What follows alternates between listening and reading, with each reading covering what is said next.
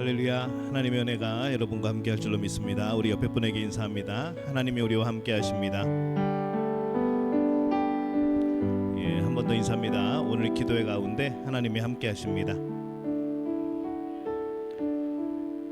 기도하고 시작합니다. 하나님, 은혜와 사랑에 감사를 드립니다. 오늘 이 밤도 하나님 전으로 기도의 자리로, 응답의 자리로 나오게 하시니 감사를 드립니다. 우리 삶의 모든 것 주관하시는 하나님의 놀라운 역사가 경험되어지는 그런 복된 기도에 되어지게 도와주옵소서. 찬양으로 우리의 마음을 엽니다. 주의 성령께서 함께하여 주옵소서. 예수님의 이름으로 기도합니다. 아멘. 우리 박수치면서 성령이여 내 영혼을 함께 찬양합니다.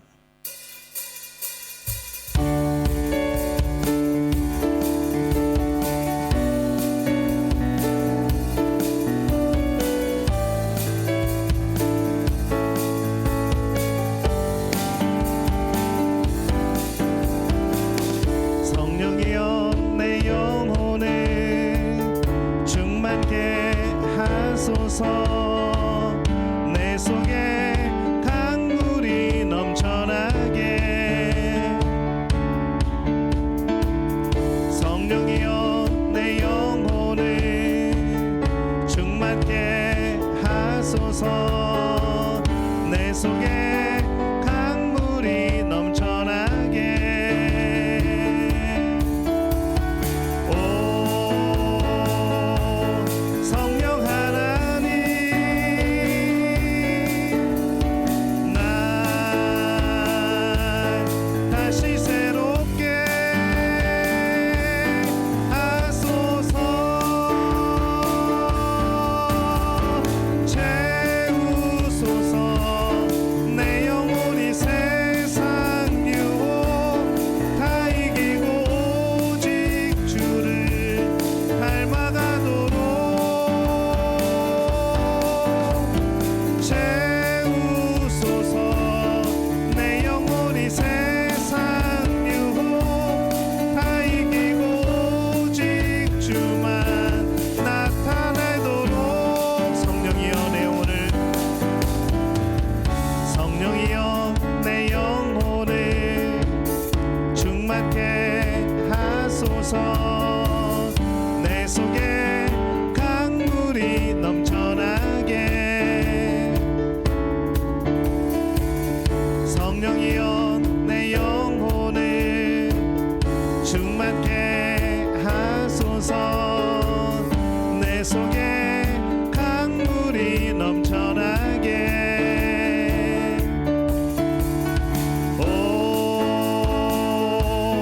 성령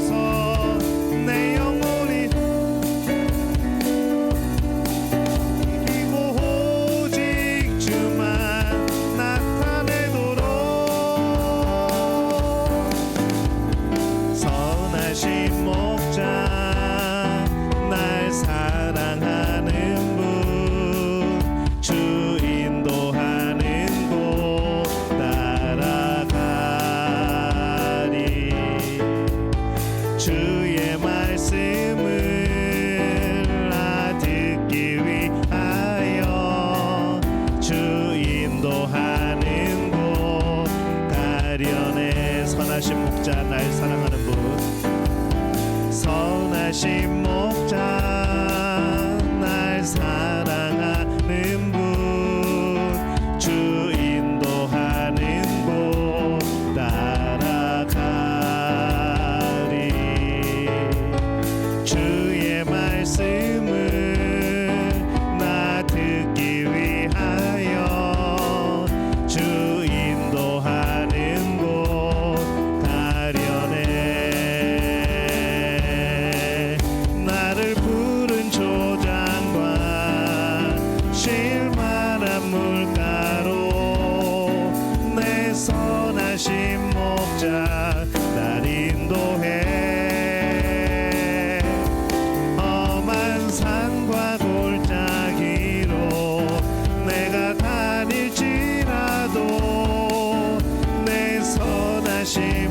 목자 나를 인도해. 선하신 목자 선하신 목자 날 사랑하는 분 주 인도하는 곳 따라가리.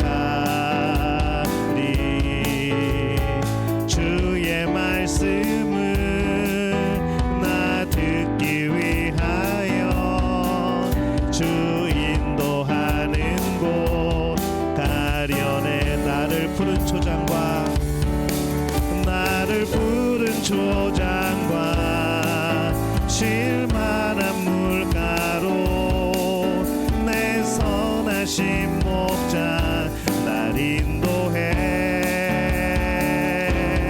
험한 산과 골짜기로 내가 다닐지라도 내 선하신 목자 날 인도해. 나를 푸른 초장과 나를 푸른 초장과 실만한 물가로 내 선하신 목자 날 인도해.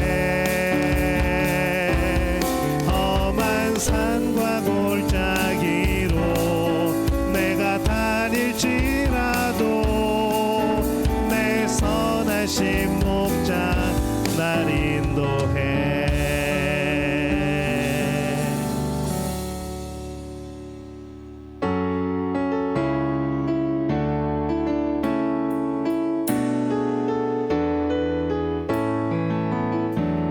유월절 어린 양의 피로 나의 삶의 문이 열렸네. 저 어둠의 권세는 힘이 없네. 주 보혈의 능력으로 원수가 날 정죄할 때에도 난 의롭게 설 수 있네. 난 더 이상 정죄함 없네. 난 주 보혈 아래 있네. 난 주 보혈 아래 있네. 그 피로 내 죄 사했네. 하나님의 긍휼 날 거룩해 하시었네. 난 주 보혈 아래 있네. 난 원수의 어떠한 공격에도 더 이상 넘어지지 않네. 난 주 보혈 아래 있네. 유월절 어린 양의 유월절 어린 양의 피로 나의 삶의 문이 열렸네.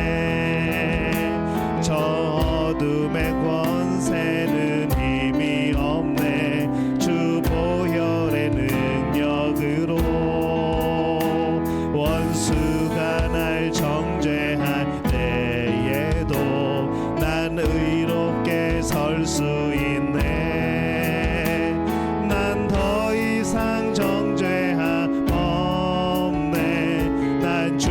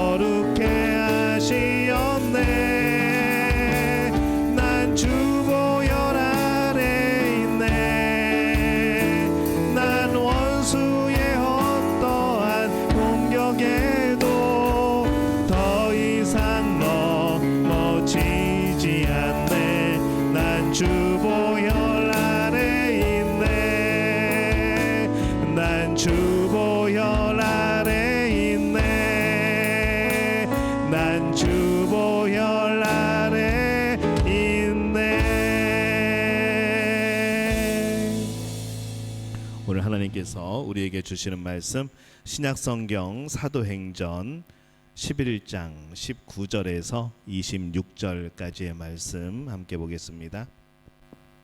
자, 우리 한 목소리로 함께 봉독합니다.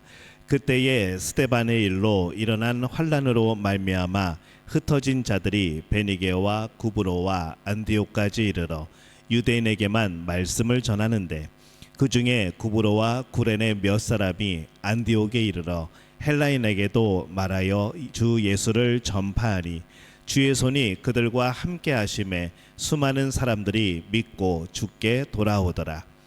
예루살렘 교회가 이 사람들의 소문을 듣고 바나바를 안디옥까지 보내니 그가 이르러 하나님의 은혜를 보고 기뻐하여 모든 사람에게 굳건한 마음으로 주와 함께 머물러 있으라 권하니 바나바는 착한 사람이요 성령과 믿음이 충만한 사람이라.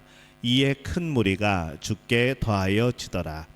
바나바가 사울을 찾으러 다소에 가서 만남에 안디옥에 데리고 와서 둘이 교회에 1년간 모여 있어 큰 무리를 가르쳤고 제자들이 안디옥에서 비로소 그리스도인이라 일컬음을 받게 되었더라. 아멘.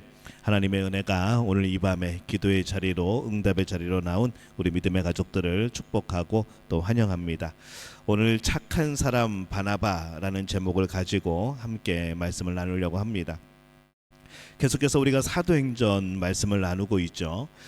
우리 초대교회에 일어난 핍박으로 오히려 여러 지역으로 복음이 퍼져나가는 그러한 상황들이 되었고 사도행전 8장에 이제 스데반의 순교 이후에 이 복음이 유대와 또 사마리아 땅으로 전파가 되어지고 또 11장에 보면은 이 베니게와 구브로와 안디옥까지 복음이 전파되어지는 이제 그러한 확산되어지는 그러한 모습이 나타나게 되어집니다.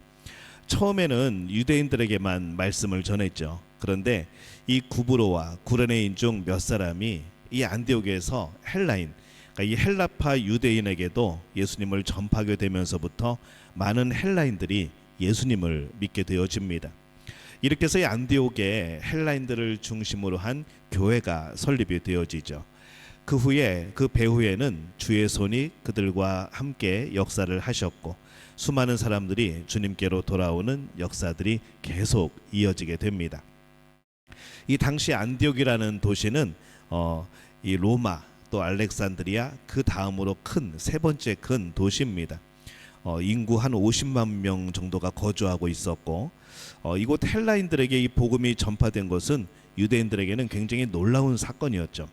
이 복음이 유대인 안에서만 퍼질 줄 알았는데 이 헬라인에게도 복음이 전파되어진다는 것, 당시만 하더라도 이것이 이해가 되지 않고 이게 무슨 일인가, 이래도 되는가, 이제 그런 생각들이 있었습니다. 그래서 이 헬라인들이 복음을 듣고 예수님을 믿고 이런 상황이 벌어지면서 유대인들이 많이 놀라게 되어집니다. 그래서 예루살렘 교회는 이 안디옥에서 가까운 구브로 출신이고 이 헬라어도 잘하고 사도들에게 신뢰를 받았던 바나바를 파송을 합니다. 가서 도대체 이 안디옥에 무슨 일이 벌어지고 있는가, 이 복음이 어떻게 거기까지 전파가 되어서 거기서 믿는 자들이 막 이렇게 쏟아져 나오는가, 이 상황을 살펴보도록 바나바를 보내는 거죠. 이 바나바는 안디옥 교회에서 이제 바울과 더불어서 1년 동안 그곳에서 목회를 합니다. 큰 무리들이 더하게 되었고 후에 안디옥 교회는 본격적인 이방 선교회의 그런 전진 기지가 되어집니다. 그리고 최초의 선교사로 바나바와 바울을 파송하게 되어지죠. 이 안디옥 교인들은 이 지역에 믿지 않는 사람들에게 많은 본을 보여서 그리스도인이라는 그런 이름을, 별명을 최초로 듣게 됩니다. 이 그리스도인이라는 것은 그리스도에게 붙은 자, 그리스도에게 속한 자, 이제 그런 뜻입니다. 그래서 우리를 그리스도인이라고 부르죠. 크리스찬이라고 부릅니다. 그러니까 우리는 예수님에게 붙어 있는 사람들입니다. 예수님에게 속한 사람들이죠. 그래서 우리가 그런 정체성을 가지고 살아갈 필요가 있습니다. 예수님을 따르는 안디옥 교회의 정체성이 드러나는 그러한 이름이고 오늘날까지 그 이름을 우리는 이어받고 살아가고 있는 것이죠. 그래서 예수님께 붙지 아니하면 우리는 그리스도인이 아닌 겁니다. 예수님께 속하지 아니하면 우리는 그리스도인이 아닌 것이죠. 우리는 안디옥 성도들이 세상 사람들에 의해서 인정받은 것처럼 그리스도께 전적으로 헌신된 사람들로 또 속한 자로 또 예수님께 붙어있는 자들로 살아가야 될 줄로 압니다. 안디옥 교회가 이렇게 모범적인 교회가 되기까지 이 바나바의 사역의 수고가 참 컸던 것이죠. 그리고 바울을 바울 되게 한 것도 이 바나바의 사역의 참 큰 결과라고 우리가 말할 수 있습니다. 하나님은 이렇게 평범한 사람을 통해서 굉장히 영향력 있는 일을 하십니다. 바나바는 사실 대단한 설교가도 아니고 뭐 문장력이 좋은 문필가도 아니고 지도력이 뛰어난 뭐 그런 행정가도 아니고 뭐 학문이 출중한 그런 학자도 아닙니다. 뭐 카리스마나 뭐 어떤 능력을 소유한 것도 아니고 그냥 바나바는 평범했던 거죠. 이 사도행전에는요, 바나바의 설교, 바나바가 행했던 기적도 나오지 않습니다. 그런데 이 성경에서 이 바나바는요, 굉장히 중요한 위치를 차지하고 있죠. 사도행전에서 나타나는 중요한 사건들이 있을 때마다 거기에 어김없이 바나바가 등장을 합니다. 그래서 서로를 연결시켜주고 서로를 화합하게 하고 서로를 이어주는 그런 고리 같은 역할을 하는 사람이 바로 바나바입니다. 바울을 사도들과 연결시켜서 사역하게 하고 예루살렘 교회와 안디옥 교회를 이어주는 그런 역할을 하고 또 소통을 잘했던 그런 사람이죠.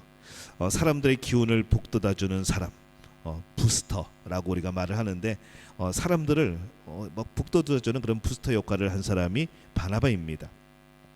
우리가 이 바나바의 삶을 보면서 그에게 어떤 삶의 모습들이 있었는가 한번 보려고 합니다. 우리 자막에 보면요, 우리 세 가지 이 바나바의 삶의 모습이 나옵니다. 우리 첫 번째 한번 읽어볼까요? 시작. 청지기적 생활. 이 바나바가 사도행전에 처음 등장하는 것은 사도행전 4장에 등장을 합니다.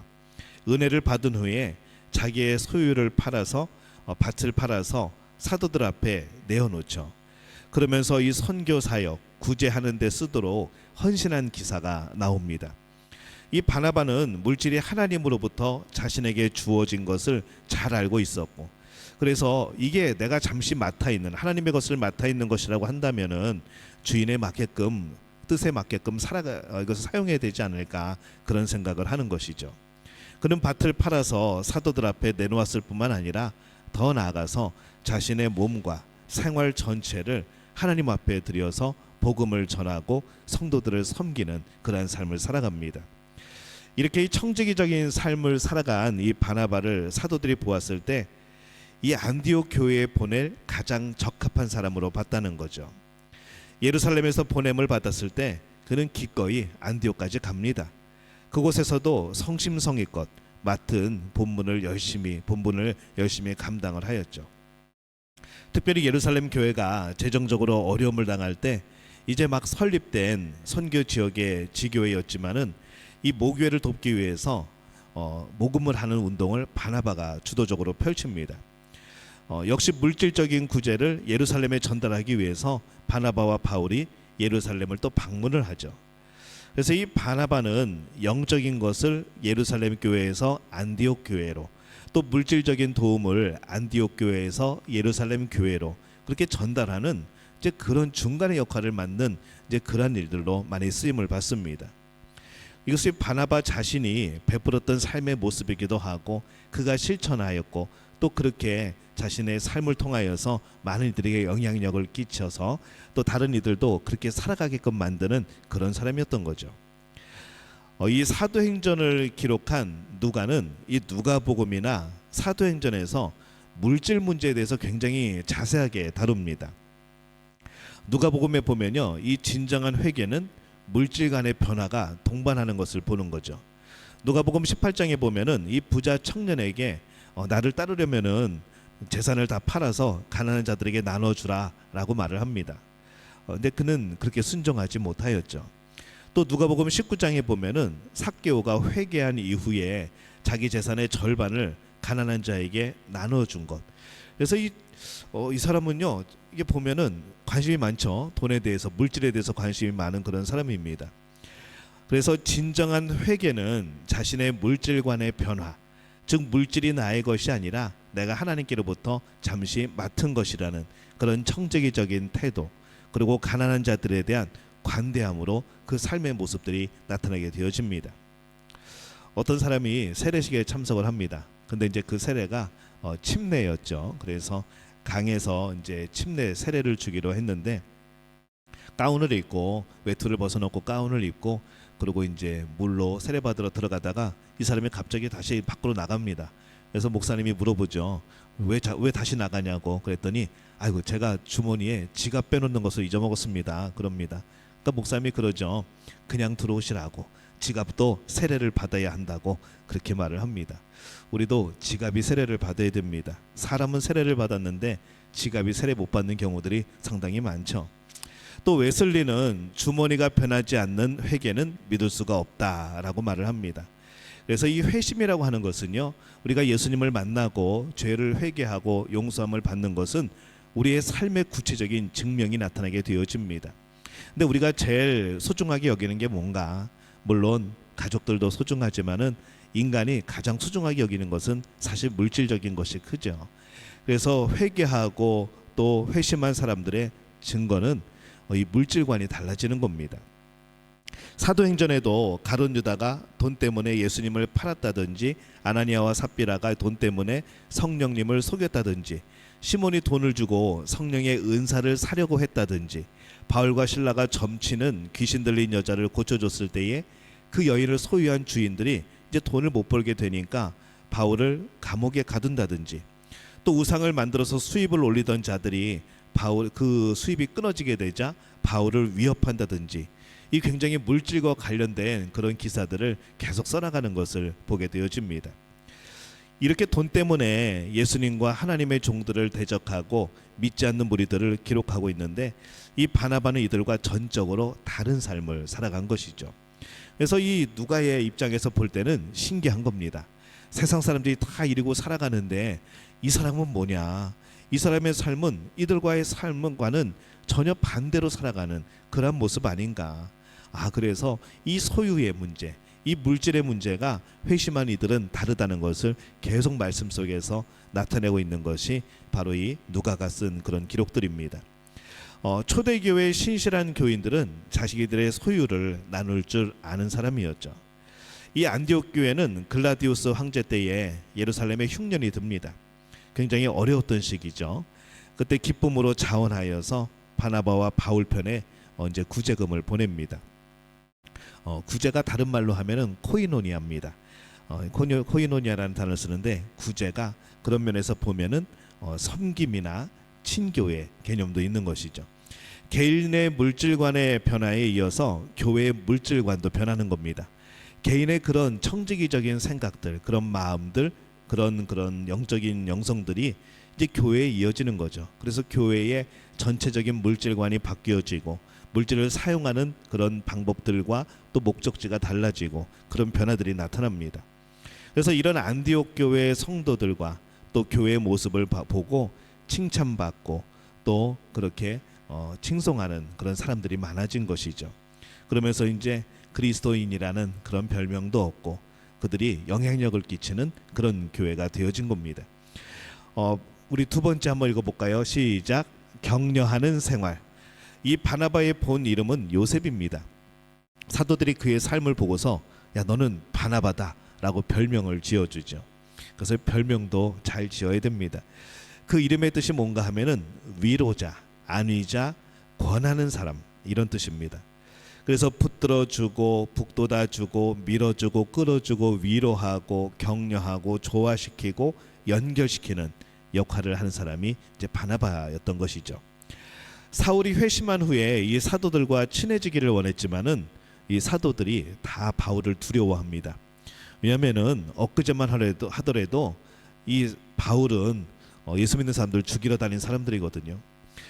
그런 소문을 듣고 있다가 어느 날 갑자기 이 사울이 회개하고 회심하고 예수님 만나고 바울이 되어서 나타났을 때 이제 고민스러운 겁니다. 이게 믿을 수 있을까? 혹시 간첩은 아닐까?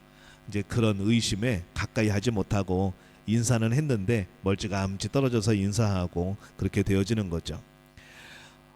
그때에 이 사울을 찾아가서 교제에 팔을 내밀고 예루살렘 교회에 데리고 와서 사도들에게 보증을 서준 사람이 바나바입니다. 예루살렘 사도들과 오해를 풀었지만은 바울은 고향으로 내려갑니다. 이게 참 쉽지 않은 거죠. 나름대로 어떤 복음에 대한 그런 재정립도 필요했고, 이제 예수님을 더 깊이 알아가는 시간도 필요했고, 또 사도들하고 어울리기에는 아직도 조금 어색한 이제 그런 상황이었습니다. 그래서 고향으로 내려가죠. 그래서 바울은 한 10여 년 동안 자신의 고향 다소에서 머물면서 말씀을 깊이 연구하고 또 주변에 말씀을 전하고 그렇게 사역을 합니다. 그때 바나바가 바울을 찾아옵니다. 다시금 용기와 격려를 주고 자신과 함께 안디옥 교회에서 일할 것을 제의하죠. 더 큰 일을 할 수 있는 길을 열어준 사람이 바나바입니다. 만약에 바나바가 없었다면, 바나바가 이끌어주지 않았다면, 다시 찾아가지 않았었다면, 성경에 만약이란 없지만 이게 과연 바울이 우리가 아는 지금의 바울의 역할을 할 수 있었을까라는 생각을 해보는 것이죠. 자기보다 남을 더 나은 사람으로 여기는 이 바나바의 겸손과 사랑과 배려가 그런 돋보이는 그런 모습입니다. 이 바나바는 예루살렘 교회에서 파송을 받습니다. 그리고 안디옥에 이르렀을 때에도 헬라인들이 잘 믿는 것을 보면서 진심으로 기뻐하고 더 격려합니다. 사람들이요, 남이 잘 되는 거 굉장히 축하해주고 기뻐해주는 것 같은데 사실 우리 안에는 조금의 씁쓸함이 있습니다. 왜냐하면 부럽거든요. 우리 질투와 시기에 대해서 말씀도 나눴었는데 질투는 누구나 할 수 있습니다. 이 시기로 넘어가면 안 되죠. 이 남이 잘 되는 것을 기뻐하는 것이 참 말은 쉬운데 그게 참 우리가 잘 안 될 때가 있습니다. 근데 이 바나바는요, 남이 잘 되고 변화되는 것을 진심으로 반기며 기뻐했던 사람이라는 거죠. 그들과 함께 있으면서 그들을 양육하고 격려하고 앞에 세워나갑니다. 바나바의 격려, 말씀에 힘입어서 안디옥 교인들은 더욱더 분발하여서 더 많은 사람들이 모이게 되었고, 또 바나바는 나중에 예루살렘 회의에서도 적극적으로 이방인들을 변호하는, 하나님의 뜻은 이방인에게도 있다 그러면서 이방인들을 변호하는 그러한 역할들을 하게 되어지죠. 사도행전 11장 24절에는요 바나바를 뭐라고 표현을 하는가 하면은 착한 사람이라고 표현을 합니다. 그의 성품이 온화하고 관대하고 포용성이 있고 낙관적이었던 것이죠. 이게 어떤 의미인가 하면요, 균형을 이루었다는 겁니다. 낙관적이라고 무조건 성품이 좋은 건 아닙니다. 낙관적이지만 그게 자기 스스로에만 낙관적일 수 있는 거죠. 그래서 온화하고 관대하고 포용성이 있고 낙관적이고 여러 가지 균형을 이루어야 되는 겁니다. 거기에다가 성령과 믿음이 충만한 사람이었고, 그래서 이 성령이 충만했기 때문에 이 착한 성품의 열매가 맺혀진 것이 아닌가라는 생각을 해보는 것이죠. 우리에게는 특출한 재능의 소유자보다도 바나바와 같은 이런 조화로운 사람이 필요합니다. 하나님은 우리의 재능과 능력보다도 우리의 성품을 중요하게 여기시죠. 그래서 성품이 곧 능력입니다. 능력이 성품이 되어지지는 않지만은 성품이 능력이 되어지는 것이죠. 행동이 말보다 더 크게 말한다라는 그런 말이 있습니다. 성품이 더 크게 보여지고 성품이 더 크게 영향을 끼치는 겁니다. 또 성품이 운명이라는 말도 있습니다. 그래서 운명이 바뀌려면 성품을 바꿔야 된다라는 그런 이야기들도 있죠. 그래서 여러분의 성품이 여러분의 진정한 모습입니다. 여러분이 이룰 일들은 성품의 영향을 받습니다. 또 성품은 내면의 각본인 것이죠. 내면의 각본이라는 것은 우리의 성품을 통하여서 우리가 내면에 어떤 계획들이나 어떤 일들을 그려나간다는 겁니다. 그러면 그 그려나가는 일들이 우리의 현실의 삶으로 나타나는 것이죠. 그래서 내 성품이 어떤 것들을 그려내는가, 내 성품이 어떤 열매들을 맺게 하는가, 이것을 보면서 우리가 이 성품이 좀 변화되어지는 그런 모습들이 필요하죠. 노력과 행운으로는 재산을 얻을 수 있지만은 그것을 지키는 것은 성품이라 말을 합니다. 외모와 실력이 어떤 관계를 성사시킬 수는 있습니다. 근데 그 관계를 유지시키는 것은 성품입니다. 장례식 때도 보면요, 정말 감동적인 것은요, 그 사람이 남겨놓은 성품이죠. 없죠. 그것은 금방 시들어집니다. 금방 잊혀집니다. 근데 우리에게 감동을 주는 것은 그 사람의 성품인 것이죠. 좋은 성품을 추구하려면 우리가 열심히 노력해서 바꾸면 되어지는가? 성품을 바꾸는 거 절대 쉽지 않습니다. 이 성품을 바꿀 수 있으면 성인인 것이죠. 근데 성품이 바뀝니다. 그게 왜 바뀌는가 하면은 성령님이 바꿔주십니다. 그래서 성품은 우리가 만드는 것이 아니라 우리를 통해서 맺혀지는 것이죠. 그래서 이 성령의 열매가 우리의 성품입니다. 성령님이 함께 하시면서 우리에게 그 성령의 열매를, 그 성품을 맺히게 하시는 겁니다. 나중에 바나바와 바울이 심하게 다투고 헤어지는 사건이 나옵니다. 바울의 성품도 참 좋은 성품이지만은 만만치 않은 거죠. 사도행전 13장 13절에 보면요, 이 마가가 1차 전도 여행 때에 밤빌리아에서 어려움을 당합니다. 그것을 피해서 예루살렘으로 도중에 돌아가 버립니다.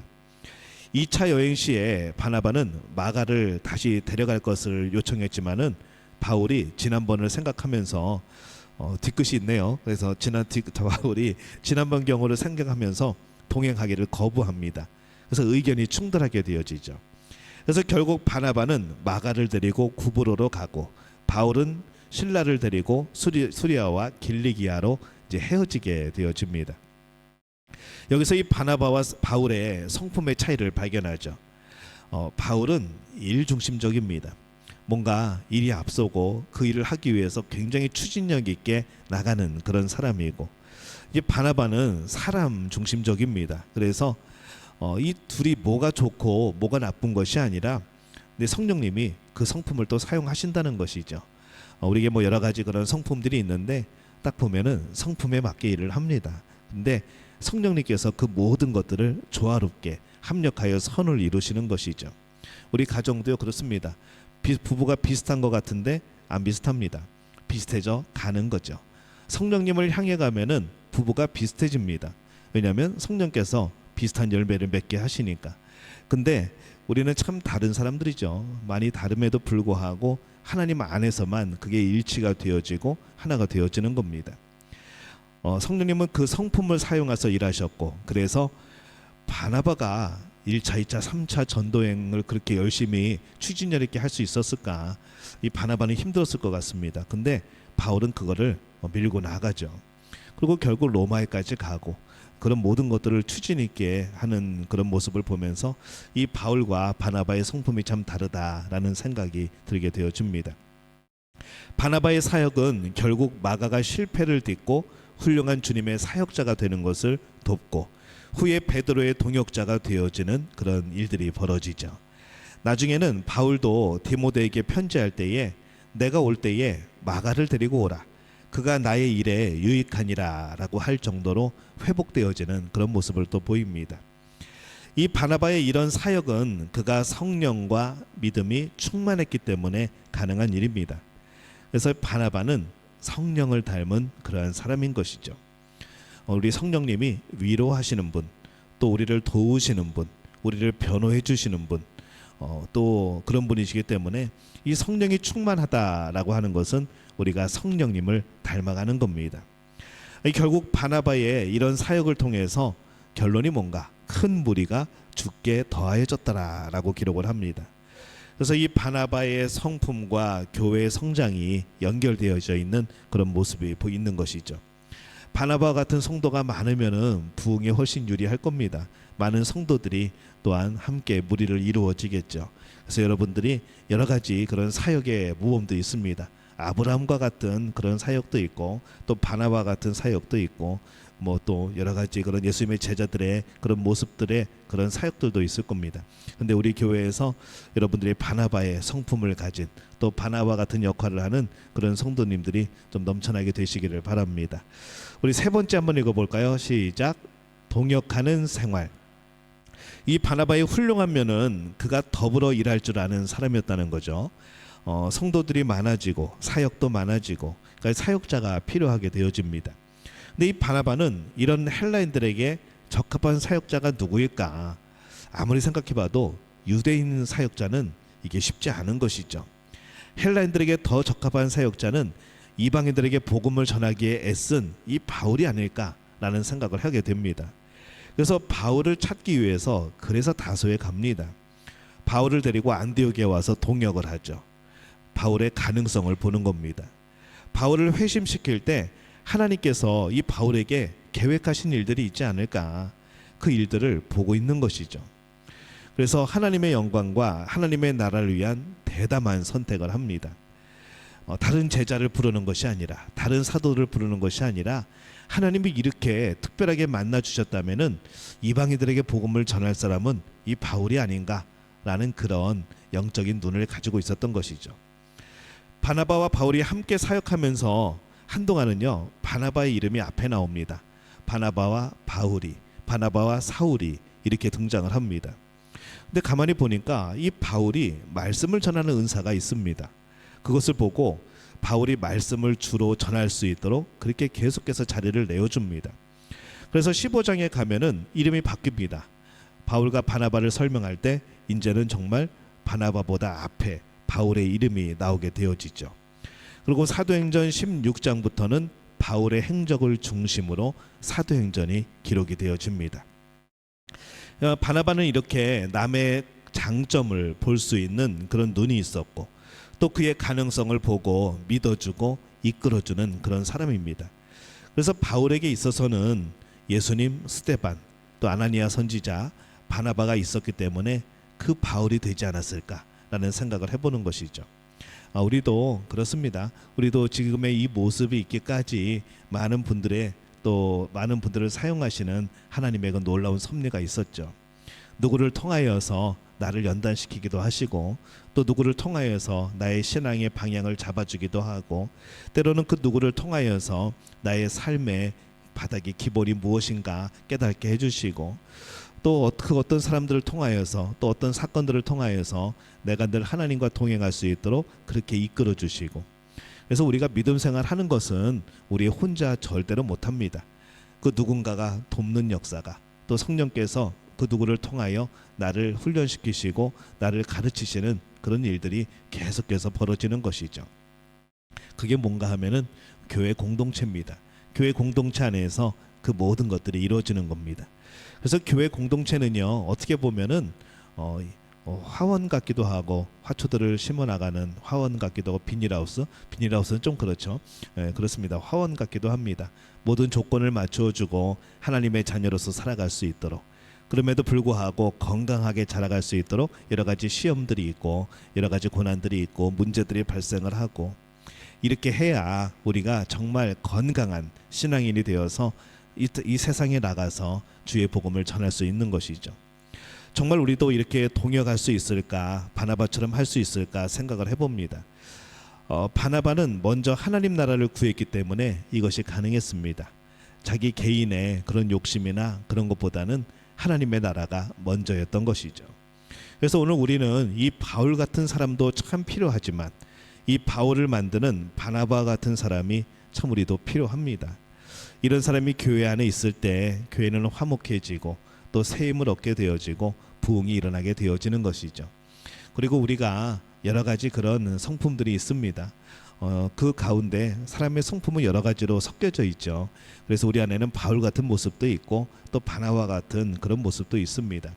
근데 우리가 남을 대할 때, 우리 구역 식구들과 우리 성도들을 대할 때 이 바나바와 같은 그런 모습으로 대할 수 있기를 바랍니다. 그래서 우리가 연결되어지고 하나가 되어지고, 우리 안에 어떤 일이 있을 때 회복시키고 또 화목케 하는 그 사이에 여러분들이 발견되어지기를, 또 세상과 교회를 연결시키는 그 중간중간에 그 부분에는 항상 우리 믿음교회 성도들이 발견되어지기를 예수님의 이름으로 축원합니다. 오늘 이 바나바가 칭송을 받은 삶의 모습, 청지기적인 생활, 또 격려하는 생활, 이 동역하는 생활, 이 모습을 보면서 우리도 그런 모습으로 살아가는, 또 우리 교회에 이런 일꾼들이 많아지는 그런 복된 우리 교회와 여러분들의 삶이 되어지시기를 예수님의 이름으로 축원합니다.